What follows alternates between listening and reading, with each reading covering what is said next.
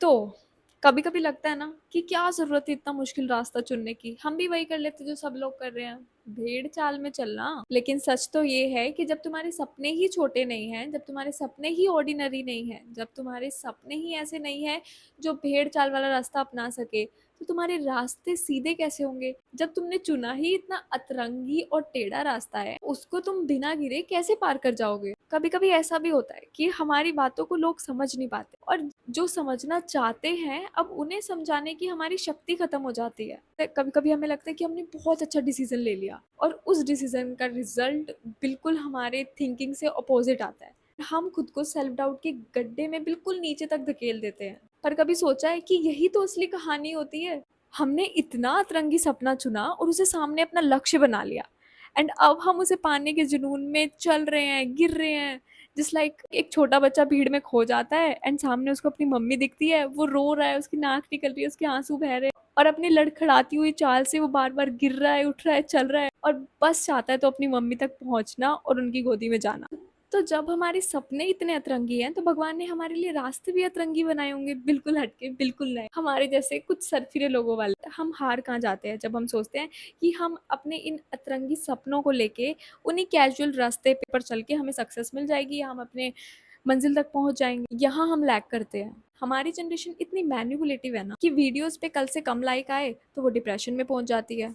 किसी ने hate comment कर दिया तो भाई मरने तक के ख्वाब देख लेते हैं। मेहनत तो करी बट कोई एग्जाम नहीं क्रैक कर पाए, अब इनके दिमाग में फिर मरने के ख्याल आ जा रहे हैं। अरे भाई 17-18 साल की उम्र में तुमने दुनिया नहीं देखी है अभी तक, तुमने वो दुनिया देखी है जो तुम्हारे माँ बाप ने तुम्हें दिखानी चाहिए या तुम्हारे ट्यूशन टीचर ने या स्कूल टीचर ने तुम्हें दिखानी चाहिए। एक्चुअल में 40-45 के हो जाओ और उसके बाद तुम्हें लगे कि हम कुछ उखाड़ नहीं पाए, अब तो हम मर जाना ही बेहतर है, तो कुछ लॉजिक भी बने उस बात। 17-18 साल के बच्चे बस एक एग्जाम क्रैक ना कर पाने की वजह से मरने के ख्वाब देखते हैं।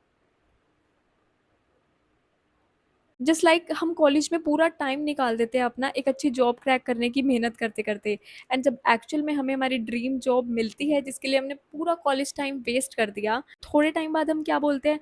यार कॉलेज के दिन ही बेस्ट थे। अरे भाई उन कॉलेज के दिनों को तो तुमने जिया ही नहीं। हमारी जनरेशन के रोने अतरंगी हैं, बिल्कुल वो प्रेजेंट में फ्यूचर को याद करके रोएगी और फ्यूचर में जाके पास्ट को याद कर कर रोएगी। किसी ने कहा है ना, कहीं पहुंचने के लिए कहीं से निकलना पड़ता है, बट मेरी मानो तो कहीं पहुंचने के लिए बहुत कुछ से गुजरना पड़ता है। जो चीज़ें तुम्हें बहुत आसानी से मिल जाए वो चीज़ें तुम्हारे लिए है ही नहीं। और मुझे ऐसा लगता है कि जो लोग आज की ज़िंदगी में बहुत ही ज़्यादा नाशुक्र होकर जीते हैं ना, जो भी उनके पास है उस चीज़ को याद कर कर थैंक्स करने की बजाय जो चीज़ उनके पास नहीं है उस चीज़ को याद करके रोते हैं कि मेरे पास ये नहीं है, मेरे पास वो नहीं है, मैं इस चीज़ के लिए इतनी मेहनत करी थी, मेरे पास ये तो है ही नहीं। अरे भाई जो है वो तो देख ले।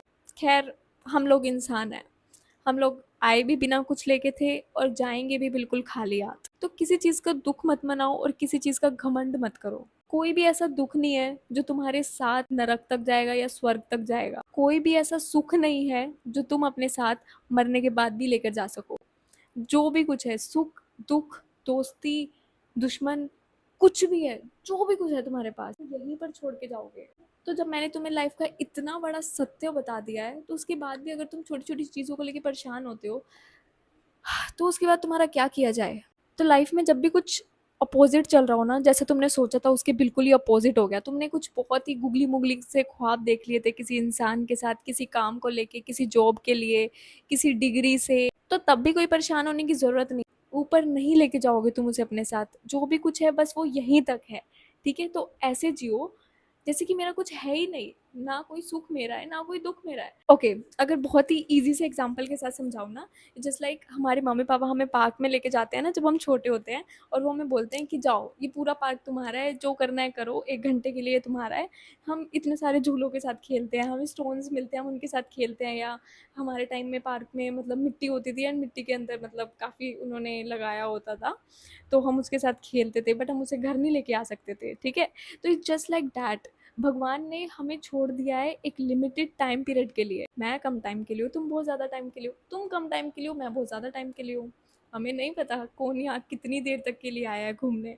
तो why we are not enjoying our life? जब हम कोई सामान घर पे नहीं लेकर जा सकते हैं पार्क का, तो हम पार्क में वो सारा सामान बटोरने में क्यों लगे हुए? हमें बहुत ही लिमिटेड टाइम मिला पार्क में खेलने के लिए, हमें सबके साथ घुल मिल के खेलना चाहिए। और जब चीज़ें अपोज़िट चल रही हो ना, तो याद रखना कि तुम्हारे प्लान के अकॉर्डिंग कुछ नहीं चल रहा। अब ईश्वर का प्लान चल रहा है, जो तुम्हें मालूम नहीं है। हर तरफ से तुम्हें दुःख के बादल घेर लेते हैं। उन्हीं लम्हों में, बस उन्हीं लम्हों में तुम्हारे एक नए चरित्र का निर्माण होता है। तुम्हारी ज़िंदगी का एक नया पन्ना लिखा जाता है, एक नया और अहम पन्ना। क्योंकि लोहा भी तभी मज़बूत बनता है मेरी जान, जब उसे कॉन्स्टेंटली आग में तपाया जाता है। तुम किस खेत की मूली हो जो बिना आग में तपाए जाने पर एक एंटीक पीस बन जाओगे? तुम्हारे रास्ते मुश्किल है ना? अच्छी बात है, क्योंकि तुम्हारी मंजिल भी बहुत बेहतरीन होने वाली है। पर मंजिल के ख्वाबों में रास्ते का मज़ा लेना मत भूल जाना, क्योंकि मंजिल तो हम सबकी मौत है ना। यकीन मानो, कहीं पहुंचने के लिए बहुत कुछ से गुजरना पड़ता है, और तुम गुजर रहे हो, मतलब तुम अपनी मंजिल के बहुत ही करीब हो। तो अब जब तक मेरी अगली वीडियो ना आए तब तक तो बिल्कुल परेशान मत होना, ठीक है? हरे कृष्णा।